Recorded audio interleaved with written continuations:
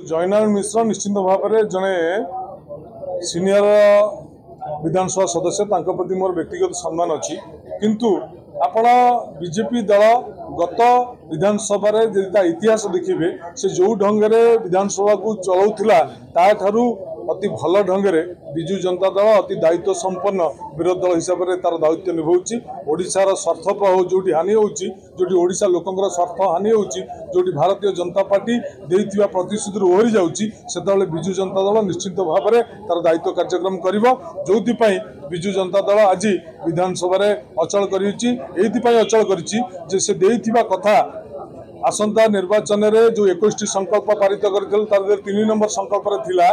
जे ओडिशार समस्त माँ मानू 50,000 टंकार भाउचर 2 वर्ष जार अवधि ताकू समस्त को देवे किंतु आज 50,000 टंका बदल में 5,000 टंका देइचंती सितरे पुणी वर्गीकरण करिसंती जाकि ओडिशा माँ मानू गोटे प्रयास ओडिशा माँ मान गोटे प्रताड़ना ओडिशा माँ मान गोटे छलना ए कथा को केन्द्र करी विजु जनता दल विधानसभा स्वर उठे आगामी दिन में दरकार पड़े राजरास्तार स्वर उठे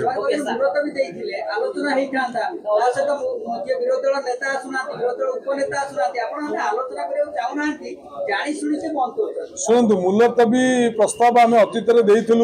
दिन तले जो विधानसभा अचल करूँ आप जानते 314 ब्लॉक रे उन्नयन कार्यक्रम ठप गोटे अघोषित निर्देशनामा फल आज 314 ब्लॉक रे विजु जनता दल सरकार थिबा समय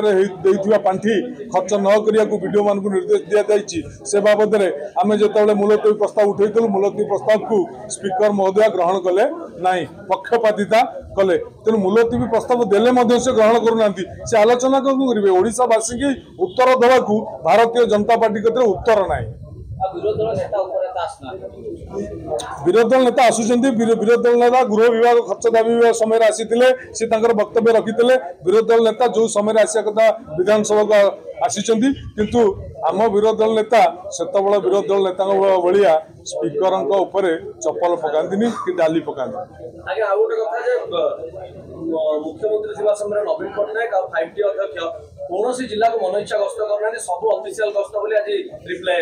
तांकरी मंत्री कहते से अभियोग करुले से जमी कहते श्रीमंदिर